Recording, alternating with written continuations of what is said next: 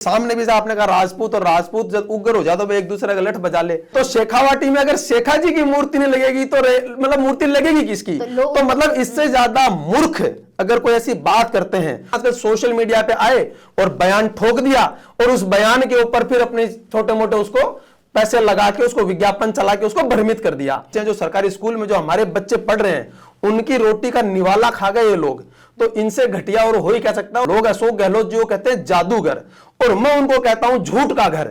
बिहार में वो गए, वहां पे मुंह की खा के आए हैं, उनका जादू वहां नहीं चला क्योंकि उनका झूठ हर जगह नहीं चलता है। बांग्लादेश में जब बहनों के, आपके कल के अखबार में ये विधवा बहनों की इज्जत लूटी जा रही है, उस पर तो साइकिल यात्रा क्या पैदल यात्रा नहीं निकालने को तैयार है। क्यों? लुगाई वोट देगी कि 80 साल का ताऊ है, तो बोला हाँ बा तो वोट देगी। अरे बोले बावड़ा तू मन मिला दे तो। नमस्कार, बहुत स्वागत है आपका पॉडकास्ट विद दिव्या शेखावत में। कैसे हैं आप? मुझे पता है कि वैसे तो आप सभी लोग बहुत स्वस्थ होंगे, खुश होंगे, क्योंकि राजस्थान में जो है बहुत ही प्यारी सी सर्दी जो पड़ रही है। आपका बहुत स्वागत करूंगी आज के खास कार्यक्रम में।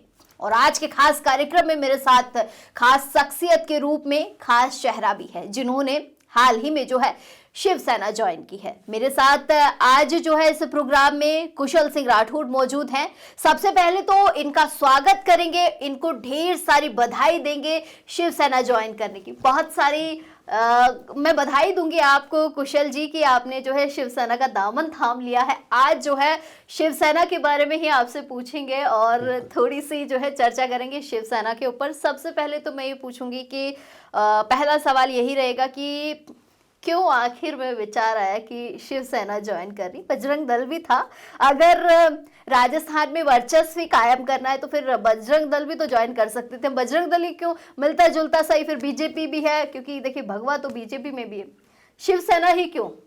दिव्या जी, सबसे पहले तो आपको नमस्कार, आपके दर्शकों को, हमारा समाचार के सभी दर्शकों को मेरी तरफ से नमस्कार। अब रही बात आपके सवाल की कि बजरंग दल भी ज्वाइन कर सकते थे या शिवसेना ही क्यों, तो बजरंग एक दल है, वो एक राजनीतिक पार्टी नहीं है, और शिवसेना जो वो एक राजनीतिक पार्टी है। और अगर आप, जब तक आप सत्ता में नहीं होंगे तो आप अपने लोगों का उद्धार या उनका आप सुधार दोनों कैसे कर सकते हैं। तो इसलिए एक राजनीतिक मंच की आवश्यकता थी। एज ए हिंदुओं को जगाने के लिए मेरे हिसाब से या मेरे विचारों से इससे बेहतर शायद कोई पार्टी हो नहीं सकती, इसलिए हमने शिवसेना को चुना। लेकिन ऐसा तो नहीं है कहीं कि धीरे धीरे जो है शिवसेना पूरे राजस्थान में वर्चस्व कायम करना चाहती है, बीजेपी की जगह लेना चाहती है? बिल्कुल बिल्कुल, एक राजनीतिक पार्टी है, राजनीतिक मंच है, तो कोई सा भी दल हो, चाहे जो भी आपने नाम लिया, वैसे तो हम बीजेपी के गठबंधन में है, लेकिन अगर हमें मौका मिला, लोगों ने हम पे विश्वास दिखाया, हमारी बातों में अगर दम रहा, जो बात आज हम आपको कमिट कर रहे हैं और उन बातों पे हम खरा उतरेंगे, तो बिल्कुल एक दिन हम जो आपने शब्द कहे उन्हीं शब्दों पे हम खरा उतर के दिखाएंगे आपको। और ये जनता को मैं विश्वास दिलाता हूं कि जो भी शब्द आज हमारे द्वारा यहां से कहे गए हैं या फिर और भी किसी भी मंच से कहे जाएंगे, यकीन मानिए उनके ऊपर हम 100% खरा उतर के दिखाएंगे आपको। जिस हिंदुत्व की हम बात करते हैं, उस हिंदुत्व के लिए अगर हमें जान देनी पड़ी तो देंगे, और लेनी भी पड़ी तो बिल्कुल एकदम बेझिझक ले लेंगे उसके लिए। तो ये आप अभी हिंदुत्व की आप बात कर रहे, तो हिंदुत्व तो सर बीजेपी में भी है। बीजेपी भी हमेशा यही कहती है कि हिंदुओं को बचाना है, हिंदुत्व की बात करती हुई नजर आती है। आजकल तो जो है सारे साधु संत जो है वो भी हिंदुत्व की ही बात करते हैं, फिर शिवसेना ही क्यों? नहीं, मुझे लगता है कि जो भारतीय जनता पार्टी है वो हिंदुत्व के लिए काम करती है, लेकिन वो फिर भी जैसे कहते हैं ना, सबका साथ सबका विकास, उसका ये नारा है। हमारा जो नारा है वो मेनली हिंदुत्व के लिए, कि हमारे हिंदुओं का विकास और उन्हीं का ही हम ज्यादा उद्धार, या फिर उन्हीं की जो कट्टर भावना हम उनको सिखा सकें कि वो अपने धर्म को बचा सकें, उसके वो लड़ सकें।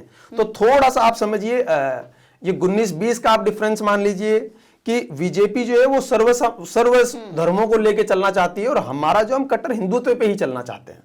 अच्छा, एक बात बताइए, जैसे ही आपने जो है शिवसेना का दामन थामा, तो आपका एक वीडियो मैं देख रही थी, उस वीडियो में आप जो है जिक्र कर रहे हैं कि बीजेपी का जो दुपट्टा है, अभी आपने शिवसेना का दुपट्टा पहन रखा है, उसमें आप कह रहे हैं कि उसमें तो हरा रंग आ रहा है और हमारे दुपट्टे से जो है भगवा की झलक आती है। बिल्कुल बिल्कुल बिल्कुल एक शब्द है मेरे। किसके लिए कह रहे हैं? हरा मतलब क्या होता है, क्या कहना चाहते हैं? हरा का मतलब सबको पता है, हरी चद्दर कहाँ चढ़ाई जाती है। वो आपसे न तो आपसे छुपा है, न इन दर्शकों से छुपा है, न इस दुनिया से छुपा है, पूरी दुनिया को पता है हरा रंग।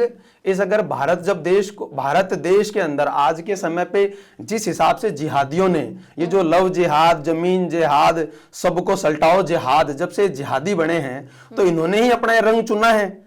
और जिन जिहादियों ने जो अपना रंग चुना है तो फिर उस रंग से हमें भी नफरत है, मान लो आप। हमारी तरफ से तो बिल्कुल क्लियर है इस चीज को। रंग से नफरत है कि मुसलमानों से नफरत है? मुझे देखो आप मेरी बात, अगर कोई अब्दुल कलाम जैसा अगर हमारे देश में है तो हमें उनसे मोहब्बत है।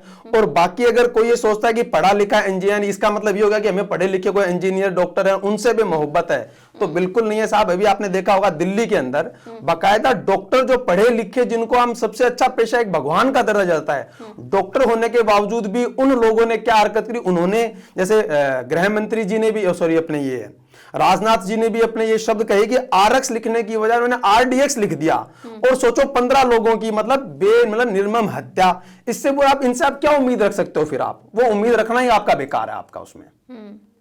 तो क्या विजन है शिवसेना का कि सारे जो है मुस्लिम्स है उनको देश से बाहर कर दिया जाएगा? अब वो तो अब आने वाला वक्त ही बताएगा, देश से बाहर होंगे या कहां होंगे। वो तो आने वाला वक्त आपको जल्दी, यकीन मानिए, जैसे जैसे अब शिवसेना विस्तार पे है, हमारा जैसे जैसे विस्तार होगा, आपको कुछ ही महीनों के अंदर आपको नया रूप देखने का मिलेगा। उसमें आप बिल्कुल वापस से पॉडकास्ट के लिए बुलाइएगा, फिर आप ही बताइएगा हमने क्या किया है इनके साथ में, वो आप डिसाइड कीजिएगा। इसी से जोड़ती हूँ, बांग्लादेश में जो है हिंदुओं की लगातार हत्याएं हो रही हैं। बिल्कुल हम यही समझाना चाहते हैं हमारे हिंदू भाइयों को कि इनको आप अपने दिल में जगह दोगे तो ये आपके दिल को फाड़ देंगे। तो आप लोगों को ये सोचना है कि इनको दिल में जगह देनी है या नहीं जगह देनी है। आपसे कुछ चीज छुपी हुई नहीं है। जब धर्म के आधार पे जब देश बटे, जब पाकिस्तान जब धर्म के आधार पे बना, तो हम हिंदुस्तान इसे कहते हैं, फिर भी हम इसे कहते हैं ये एक धर्म निरपेक्ष देश है। ये धर्म निरपेक्ष का मतलब क्या है कि जो देश जिसकी सरकार किसी भी धर्म को नहीं मानती हो, किसी एक धर्म को नहीं मानती हो। तो हमारे साथ में जब शुरुआत इतना मतलब गलत के साथ हुआ, तो अब हमें युवा पीढ़ी को समझाना पड़ेगा कि जो जहर धर्म निरपेक्षता के नाम पे घोला जा रहा है ना, जो हमें मूर्ख बनाया जा रहा है, हमें उससे बाहर निकलना पड़ेगा। एनी हाउ क्यों हिंदू संगठन बन रहे हैं? क्यों जो है आज भारत में साधु संत, जिन्हें ये कहते हैं कि वो तो तपस्याएं करते हैं और जो है भगवान के मार्ग पर चलते हैं, भगवान की ही बातें करते हैं, या कहते हैं कि ईश्वर में आस्था रखिए, आज वही साधु संत जो है सड़कों पर आ रहे हैं, हिंदुत्व को बचाने की कोशिश में लगे हुए हैं। तो फिर आप लोग बीजेपी के साथ भी लग सकते हैं या फिर इन साधु संतों का साथ भी तो दे सकते हैं। नहीं, हम तो साधु संतों के साथ और सहयोग से ही खड़े हैं। साधु संत ही हमारा मार्गदर्शन है। पहले पूर्ण जमाने के अंदर जो गुरु हुआ करते थे, भाई जो गुरुकुल भी थे, वहां पे हम साधु संतों से ही ट्रेनिंग और प्रशिक्षण लिया करते थे। लेकिन आज के टाइम पे हमारे कुछ बच्चे जो हैं, जो हमारे भाई बहन है, जो हिंदू भाई बहन है, जिनको एक सेकुलरिज्म का मतलब ये कुछ शब्दों के थ्रू इनको मतलब भरमाया गया है, सेकुलर शब्द दे दे के उनको मतलब जो भ्रमित किया गया है, वो उसमें क्या उस मकड़ जाल को समझ ही नहीं पा रहे हैं। तो अब साधु, आप ये देखो कि बल्कि ये आवाज हिंदुओं को खुद को उठानी चाहिए थी। लेकिन जो बेचारे हमारे साधु संत गुरुजन जो हैं, जो अपने मठों में गए घर परिवार छोड़ के भक्ति करने के लिए, आज उनको अपने वापस से त्रिशूल और तलवारें ले लेके वापस से इस समाज के अंदर आना पड़ा। भी उन्होंने इस समाज को क्यों छोड़ा? ईश्वर की प्राप्ति के लिए। लेकिन अब उनको ये समझ में आने लगा कि जब ये हमारी सभ्यता, हमारा धर्म ही नहीं बचेगा, तो हमारे आने वाली पीढ़ियां इस भगवान को ही नहीं बचा पाएंगी या समझ नहीं पाएंगी। तो वो खुद वापस से अपने त्रिशूल और तलवारें ले लेके इस समाज में वापस से लौटने लगे हैं। बल्कि कोई, जैसे आपने देखा हो, योगी जी अपना मठ छोड़ के आज भी पूरे यूपी की सेवा कर रहे हैं। और ऐसे बहुत से साधु संत हैं जो इन सबको वापस अपनी भक्ति को छोड़ के वापस से इस समाज में आ रहे हैं, ताकि इस युवा पीढ़ी को, हमारे हिंदू भाइयों को वो भी समझा सकें। मुंबई में एक समय था, शिवसेना का दबदबा आज भी है, लेकिन उस एक ऐसा समय था जब लोग शिवसेना के नाम से कांपते थे, डरते थे कि शिवसेना वाले आ जाएंगे। तो राजस्थान में भी हमें ऐसे ही देखने को मिलेगा, या शांतिपूर्ण तरीके से जो है शिवसेना यहाँ काम करेगी? नहीं साहब, महाराष्ट्र के अंदर भी डरता नहीं था। आप देखो, जब बाला साहब ठाकरे बाहर निकलते थे तो मतलब लोगों की इतनी भीड़ होती थी कि रोडें ही जाम हो जाया करती थी। तो वो डर अगर होता तो वो घर में छुपनी चाहिए, फिर तो रोडें खाली होनी चाहिए थी बिल्कुल। लेकिन जब बाला साहब ठाकरे जब बाहर निकलते, जो हिंदू हृदय सम्राट है हमारे, मतलब जो हमारे लिए पूजनीय हैं, ऑलमोस्ट आप ये मान के चलो हम तो उनको भगवान के बराबर दर्जा देते हैं। तो अगर आप जब बाहर निकलो रोड पे लोग आपसे मिलने आए, भीड़ है, तो वो डर नहीं है, वो प्रेम है। लेकिन अब कुछ लोग जो जिहादी मानसिकता के हैं वो उन्हें जरूर ये प्रचार करते हैं, उनसे डरते थे लोग बाग। तो इससे बड़ा तो मतलब मैं कहता हूं मूर्ख मैसेज ही नहीं हो सकता बाजार के अंदर। अभी हमें यही चीजें समझानी है कि जो जो कहानियां गढ़ी गई झूठी झूठी, उन्हीं को ही वापस से सही तरीके से प्रेजेंट करना है। शिवसेना कैसे प्रेजेंट करेगी राजस्थान में इसे? शिवसेना प्रेजेंटेशन सबसे मेन हम तो हमारे हिंदू भाइयों को समझाएंगे, सबसे मेन तो वही है। और फिर उसके बाद में अगर हमें जो भी हमारे समाज से जो आशीर्वाद मिलता है राजनीति के अंदर सीटों के द्वारा, तो बिल्कुल उसको हम स्वीकार करेंगे। और जब विधानसभा में जाएंगे या संसद में जाएंगे तो हम हिंदू भाइयों की हमारी आवाज को प्रचंड तरीके से उठाएंगे। आपने चूरू से आप आते हैं, कभी ऐसा प्लान था कि भाई मुझे राजनीति में जाना है या राजनीति में अपने आप को निखारना है, ऐसा था? या फिर कुछ ऐसी चीजें आपने देखी कि इनको ठीक करना बहुत जरूरी है इसलिए मुझे जो है राजनीति में जाना? नहीं, मेरा कभी भी राजनीति में मतलब 2004 में वाणिज्य महाविद्यालय कॉमर्स कॉलेज राजस्थान का मैं सचिव रहा हुआ हूँ। लेकिन उसके बाद में चुनाव बंद हो गए, तो राजनीति से मैंने जो मेरा मान लीजिए जो मेरा इंटरेस्ट था वो मैंने लूज कर दिया कि यार ठीक है सब अच्छा ही चल रहा है। और उस समय एक युवा की एक्चुअल में होनी भी ये चाहिए कि वो अपनी रोजी रोटी पे, अपने काम धंधे पे थोड़ा ध्यान दे, तो हम भी उसी के साथ बहते चले गए। लेकिन अब जब आज उस 20 मतलब ऑलमोस्ट साल जाने के बाद में एहसास होता है कि जिस हिसाब से हमारे धर्म की जो हानि हो रही है और जिस हिसाब से दूसरे धर्म जो हम पे हावी हो रहे हैं, गायों को काटा जा रहा है, साधु संतों को मारा जाता है, हमारी जो बहनें उनके साथ को निर्वस्त्र करके उनको घुमाया जाता है, तो उसको देखते हुए लगता है कि अगर ये बेड़ा हम लोग नहीं उठाएंगे तो कौन उठाएगा। ठीक है, व्यापार भी जरूरी है, काम धंधे भी जरूरी है, लेकिन अगर हम हमारे भविष्य के लिए, हमारे आने वाली पीढ़ियों के लिए, बच्चों के लिए, समाज के लिए काम नहीं करेंगे और आप और हम जैसे युवा नहीं करेंगे तो वो कौन आएंगे? वो लोग वो कहीं बाहर से तो नहीं आने वाले। तो हम सबको ही ये बेड़ा उठाना पड़ेगा, क्योंकि हम ये सोचते हैं जैसे अगर यही एक लोगों की सोच रही कि भगत सिंह पैदा हुआ तो वो दूसरे के घर पैदा हुआ है, तो पचे तो भगत सिंह कोई के भी घर पैदा करनी हो उसके साथ, वो आपा ने ही लड़ना पड़ सी कमाई। भगत सिंह कोई नहीं बन सकता। और आपा तो भी राजपूत कौम सा हमारा तो सबसे पहली खून आपने खोला, सबसे शांत कौम भी आपा और सबसे उग्र कौम भी आपा। तो जब जब आपने धर्म पर कोई भी संकट आयो है तो राजपूत भी को जवाब तलवारा से दियो है। जब तलवार चालती जो तलवारों दियो हो, और अब अगर बम गोलार बंदूक चालर भी से जवाब देना पड़ सी मिसाइलों से, तो आने वाला समय बम गोलार मिसाइलों से भी जवाब दियो जाओगे बिल्कुल। लेकिन बी के लिए थोड़ा सत्ता मानो पड़ सी, तो बी के लिए थोड़ा सा प्रयास है हिंदू भाई ने समझा सका जितो ज्यादा हो सके भी तो शिवसेना को सपोर्ट करे। बाकी जी कट्टर हिंदुत्व की विचारधारा है बी के ऊपर ज्यादा आने वाला समय में वोट कास्ट भी करे। मतलब ये भी कह सकते हैं कि समाज को भी एकजुट करना है, साथ लेकर चलना है। बिखरा बिखरा सा है आपका समाज? मुझे तो नहीं लगता कहीं पे भी हुक्म की बिखरा बिखरा सा है हमारा समाज। आप या तो मुझे बिल्कुल आपके ही राजस्थान में करनी सेना, एक करनी सेना हुआ करती थी, शायद आपको भी याद होगा, कालवी साहब का नाम होता था करनी सेना। उन्होंने ही, वो ही करनी सेना के संस्थापक थे जहां तक मुझे याद है, और आप ज्यादा सीनियर है तो इसके बाद को ज्यादा जानते होंगे। लेकिन उसके बाद करनी सेना कई बन चुकी हैं, तो बिखरा बिखरा सा है। देखिए हुकुम, मैं तो उन सबसे यही निवेदन करूंगा, पहली बात तो हम जिस सुखदेव सिंह जी गोगामेडी मेरे सगी बुहासा के ही लड़के थे, जैसे मेरे फादर वगैरह 5 भाई और 2 बहनें थे, उनमें सबसे बड़े मेरे बुहासा थे, उनके सुपुत्र हैं सुखदेव सिंह जी गोगामेडी। तो उनके एक शब्द थे कि जब मैं मरूंगा, मतलब जब मैं इस दुनिया को छोड़ के जाऊंगा, तो मैं 500 सुखदेव सिंह गोगामेडी तैयार करके जाऊंगा। आप इंटरनेट पे देख लीजिए, उनका हमेशा ये आपको वीडियो मिलेगा ही मिलेगा। तो उनकी तो खुद की ये चाहत थी कि वो ऐसे युवाओं को यहाँ पे तैयार करके जाएं जो इस हिंदुत्व के लिए या उनके समाज के लिए लड़ सकें। लेकिन उन्होंने ये तो नहीं कहा था कि सब जो अपने अपने संगठन बना के बैठ जाएं। नहीं, बिल्कुल ये एक छोटा सा हो सकता है कि भी सबको लगता है कि वो स्वतंत्र होकर काम कर सकते हो, तो नई नई सेनाएं बनाई हैं, लेकिन समाज भी सब देखता है कि कौन सी सेना काम कर रही है, कौन सी सेना काम नहीं कर रही है। उसका जवाब तो समाज है, वो उनको अपने आप दे देने वाला है। ऐसा क्यों होता है कि फलानी जो है करनी सेना अगर कहीं जा रही है तो दूसरी उससे रुष्ट होके वहां नहीं जाती है? ऐसा होना चाहिए कि भाई एक जगह कुछ हो रहा है तो सबको एकजुट होना चाहिए। नहीं हुकुम, अगर आप ये अगर बात बोलती हैं ऐसा होता है तो मैं खुद बिल्कुल कहना चाहूंगा ऐसा नहीं होना चाहिए। अगर आप समाज के प्रति भी, अगर आप किसी समाज के संगठन बना के आप काम कर रहे हैं तो कम से कम आप सभी को एक जाजम पे बैठना चाहिए, एक होके काम करना चाहिए। स्वार्थ नीति को छोड़ के जो समाज नीति है उनको अपनानी चाहिए। कुछ दिन पहले का ही एक मुद्दा है, अगर आपको थोड़ा सा याद हो, राजेंद्र गुढ़ा जी का मामला उठा था।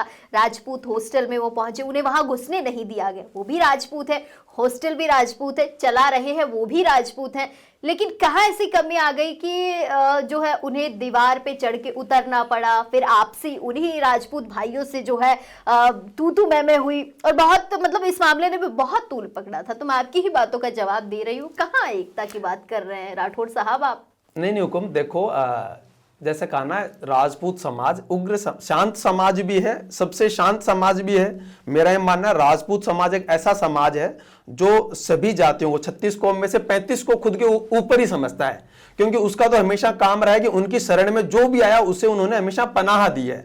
तो एग्जाम्पल के लिए आप पूरा इतिहास उठा के देखो, उनसे बड़ा कोई मतलब कहता है ना कि दानवीर या फिर किसी का रक्षक नहीं हुआ। अब आ जाती है तो उग्रता के अंदर, तो उनसे उसमें भी उनसे ऊपर कोई नहीं हुआ। अब हमारे गुढ़ा जी हैं, वो भी थोड़े उग्र स्वभाव के हैं, और फिर सामने भी आपने कहा राजपूत, और राजपूत जब उग्र हो जाए तो एक दूसरे का लठ बजा ले। लेकिन मेरे तो वहां से कोई निवेदन है, लठ बजाओ, कोई दिक्कत कोई नहीं, कमरे में बैठ के 100 बार लठ बजाओ, थोड़ा 12 मत बजाओ। और बाकी वो जो समाज है तो जड़ा थोड़ा जिया कहना कि टोकरी में बर्तन भी हो तो बाजे भी बाजा करे, तो वो तो राजपूत समाज है। छोटी मोटी घटनाएं चाल वो करे। अभी आपने जो है वीरों की बात कही, हाँ अभी रीसेंट का ही मुद्दा बताती हूँ। रीसेंट चल भी रहा है ये मुद्दा, जो है सामी गांव का है, सीकर का सामी गांव है, लोसर में पड़ता है। उस गांव में एक मूर्ति विवाद चल रहा है महाराव शेखा जी की। ये अभी सभी जानते हैं इस विवाद को, ठीक है, मैं ये मान सकती हूँ कि प्रशासन के अगेंस्ट जाना, हम उसे गलत मानते हैं, हम उस चीज को।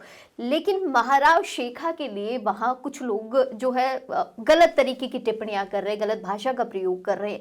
क्या वो ठीक है कि हम जो है मूर्ति को तोड़ देंगे, हम यहाँ पर महाराव शेखा को इस मूर्ति को स्थापित नहीं करने देंगे, या महाराव शेखा कौन है, इस तरीके के शब्दों का प्रयोग करना ठीक है? नहीं मैम, देखो इसके अंदर क्या है कि जो सरपंच जी हैं और उप सरपंच जी हैं, उनका मामला है। जो उप सरपंच जी वहां के थे, उनका वो शराब तस्करी का काम किया करते थे। तो जो सरपंच साहब है वहां के, उन्होंने उसको भाई जो समाज में अगर अनैतिक गतिविधियां होंगी तो सरपंच का, ये सरपंच बने इसीलिए कि अपने गांव की रक्षा, सुरक्षा और विकास कर सके। तो उन्होंने जब उसको पकड़वा दिया तो वो उप सरपंच जी वहां पे नाराज हो गए।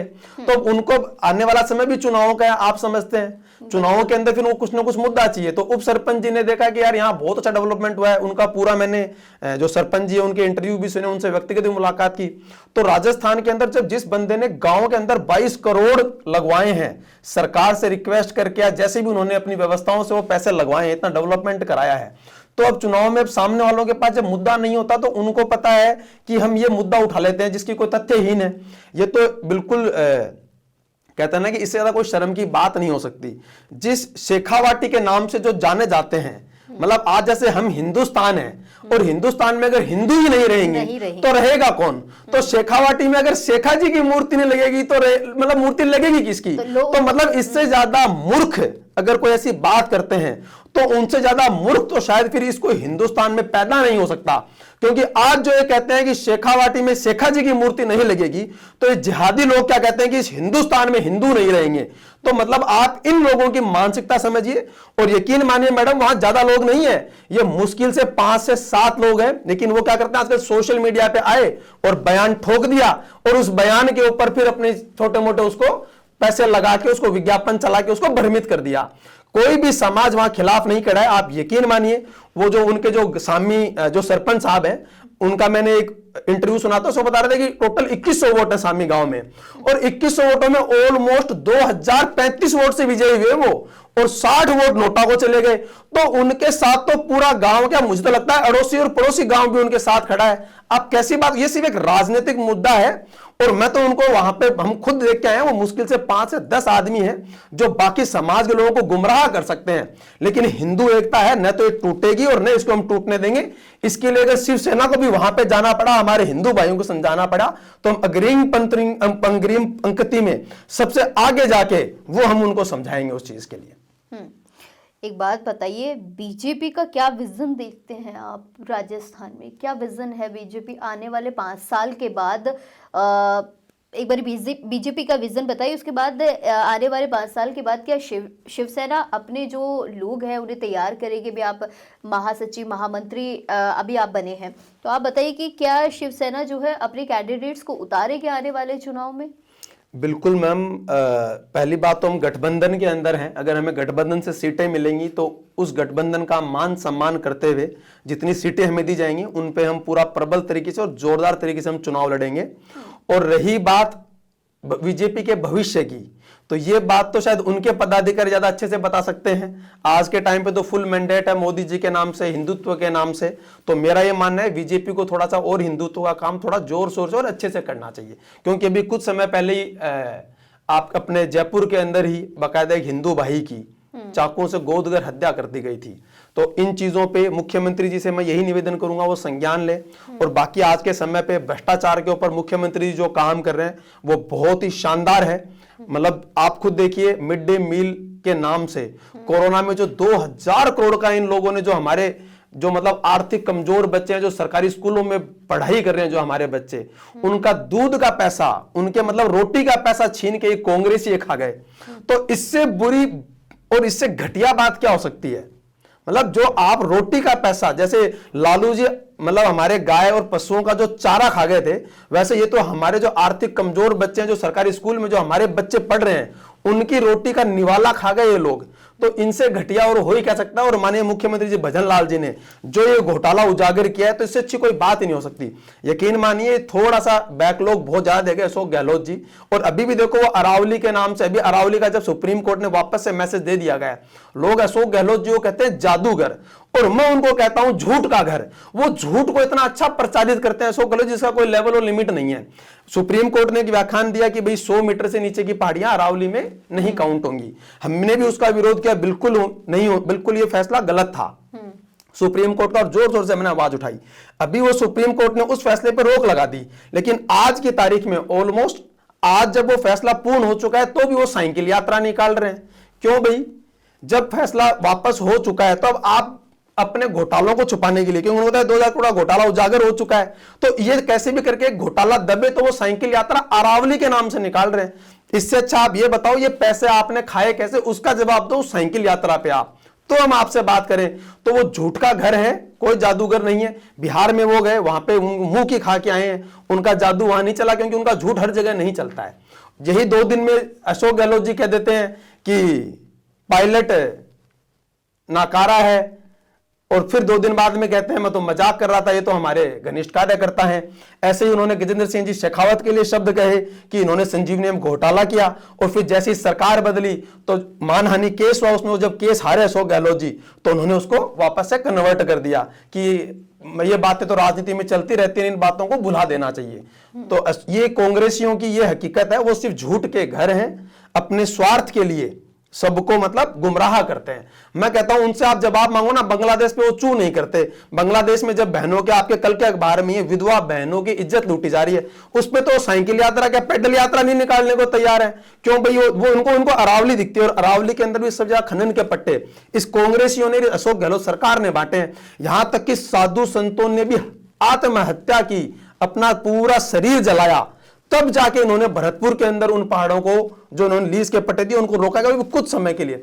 इनके काल के, इनके जो राज के अंदर 100 दिन साधु संत भूखे रहे। तो ये सिर्फ इस प्रदेश की जनता को गुमराह करना जानते हैं, ज्यादा कुछ नहीं जानते। कांग्रेस हमेशा अभी कुछ दिनों से जो है एक मुद्दे को काफी तेजी के साथ उठा रही थी कि बीजेपी जो है चोर है, वोट चोर गद्दी छोड़, ये नारा बहुत तेजी के साथ जो है इन दिनों सबने देखा। इस नारे को यात्राएं राजस्थान में भी खूब निकली है। आप इन्हें चोर बता रहे हैं, ये आपको चोर बता रहे हैं? मैं तो विद एग्जांपल बता रहा हूं आपको। अगर ये वोट चोर हैं, इनको इसका जवाब दिखाया राहुल गांधी जी ने। कौन सा एग्जांपल दिखाया? जो राहुल गांधी जी ने वीडियोस लिए। राहुल जैसे कहते हैं ना कि इस दुनिया में अगर कोई सबसे, जैसे मोदी जी से भी आपने कई बार सुना कि अगर उनकी उम्र हो चुकी है लेकिन बुद्धि अभी तक उनको आई नहीं है, तो मेरा यह मानना है उनको थोड़ा सा स्टडी करना चाहिए।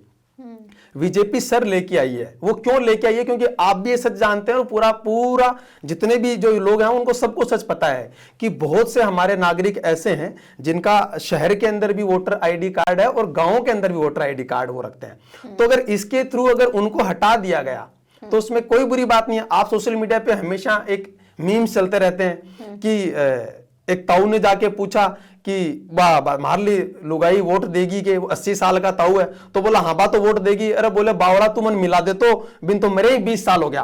तो जो फर्जी वोटिंग इसको रोकने के लिए ही ये सर जो लागू किया गया। अब उनको कौन समझाने बैठे इन कांग्रेस को, क्योंकि ये अपना के आधार खो चुके हैं। अब जब ये अपना आधार खो चुके हैं तो इनको यही लगता है कि वोट चोरी हो रहा है। बल्कि जब तक ये इस पॉलिसी पे रहेंगे, इनकी तो पॉलिसी है हिंदू सल्टाओ और जिहादियों को इस देश में बसाओ, क्योंकि इनका वो कोर वोटर है। उस पे राहुल गांधी जी क्यों नहीं बोलते? इससे बड़ा आज के दिन कोई मुद्दा है? जिस बांग्लादेश को भारत ने पैदा किया, जिसको आजादी दिलाई भारत ने, उस बांग्लादेश को आज हिंदुस्तान का कर्जदार होना चाहिए था। लेकिन आज वहां क्या हो रहा है? हमारे हिंदू भाइयों को काटा जा रहा है। राहुल गांधी जी की जबान मतलब उनके तलवे में चिपक गई है क्या? यही क्यों नहीं बोलते ये अशोक गहलोत जी? क्या जबान उनकी पहले ही मतलब चलो भगवान ने, इसीलिए उनको भगवान ने समय रहते हुए थोड़ा सा उनका जो वॉल्यूम है वो ऑलरेडी ही डाउनलोड किया कि वो डाउन इसलिए किया ना उनके वॉल्यूम को, ताकि वो झूठ को ज्यादा नहीं फैला सके। तो और आप लोगों का ये नारा है कि हिंदुत्व बचाओ जिहादियों को भगाओ।